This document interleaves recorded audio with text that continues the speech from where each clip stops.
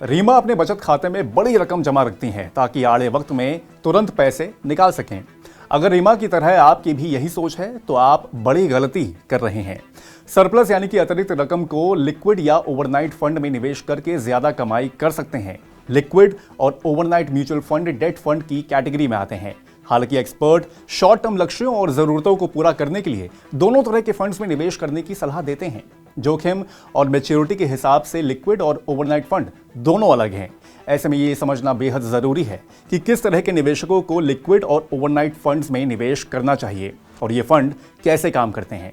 जैसा कि नाम से ही पता चलता है कि लिक्विड फंड छोटी अवधि वाले फंड हैं जो मनी मार्केट इंस्ट्रूमेंट्स और डेट सिक्योरिटीज में निवेश करते हैं। इस स्कीम में पैसे की लिक्विडिटी रहती है, यानी जरूरत पड़ने पर अपने निवेश को कहीं भी निकाल सकते हैं और कभी भी निकाल सकते हैं। लिक्विड फंड्स 91 दिन तक की मैच्योरिटी वाले शॉर्ट टर्म इंस्ट्रूमेंट्स हैं जो ट्रेजरी बिल, कमर्शियल पेपर और सर्टिफिकेट ऑफ डिपॉजिट यानी कि सीडी में निवेश करते हैं। निवेश की सुरक्षा के साथ बैंक के बचत खाते की तुलना में ये बेहतर रिटर्न देने की क्षमता रखते हैं। लिक्विड फंड को सामान्य तौर पर एक दिन में भुनाया जा सकता है, जबकि overnight mutual fund debt securities में निवेश करते हैं जो निवेश के अगले दिन मैच्योर होते हैं, यानी इन्हें अगले दिन ही भुना सकते हैं। इसलिए इन म्यूचुअल फंड्स को ओवरनाइट फंड कहते हैं।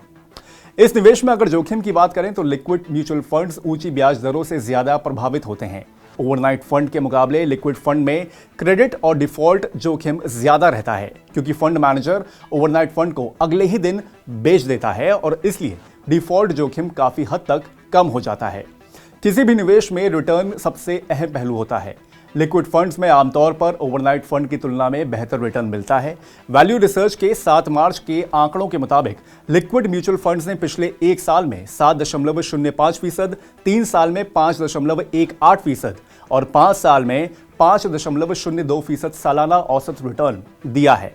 इस अवधि में ओवरनाइट म्यूचुअल फंड्स का सालाना औसत रिटर्न 6.69%, 4.99% और 4.65% रहा है। इस निवेश में अगर टैक्स की बात करें तो लिक्विड और ओवरनाइट दोनों फंड्स डेट फंड की कैटेगरी में आते हैं। 1 अप्रैल 2023 के बाद से डेट फंड में निवेश से होने वाली कमाई निवेशक की सालाना आय में जुड़ती है, जिस पर स्लैब के आधार पर टैक्स चुकाना होता है, भले ही निवेश की अवधि कितनी भी क्यों ना हो। अब सवाल यह है कि क्या आपको निवेश करना चाहिए। जो लोग 1 दिन से 3 महीने तक की छोटी अवधि के लिए निवेश करना चाहते हैं वो लिक्विड फंड का विकल्प चुन सकते हैं। जब आपको अचानक एक बड़ा बोनस या सरप्लस पैसा मिलता है और आप ये तय नहीं कर पा रहे हैं कि इसे कहां लगाएं, तब वेल्थ एडवाइजर्स लिक्विड फंड में निवेश की सलाह देते हैं। अगर निवेश की अवधि 1 सप्ताह से कम की है तो ओवरनाइट फंड बेहतर विकल्प है, क्योंकि इसमें कोई एग्जिट लोड नहीं होता, यानी निवेश को भुनाने पर आपको कोई चार्ज नहीं देना होगा। फिनवाइजर के फाउंडर और सीईओ जय शाह कहते हैं कि जो निवेशक 7 दिन तक के लिए निवेश करना चाहते हैं उन्हें ओवरनाइट फंड्स में निवेश करना चाहिए। अगर निवेश का नजरिया 1 हफ्ते से ज्यादा और 2 महीने तक का है तो लिक्विड फंड में निवेश बेहतर ऑप्शन है। ओवरनाइट फंड में कोई एग्जिट लोड नहीं होता, जबकि लिक्विड फंड में 7 दिन का एग्जिट लोड होता है। रीमा की तरह ज्यादातर लोग अपनी अतिरिक्त नकदी को बैंक में बचत खाते में ही जमा रखना पसंद करते हैं, क्योंकि उनका मानना है कि ये सबसे सुरक्षित निवेश है और अपने बैंक अकाउंट से वे कभी भी पैसा निकाल सकते हैं।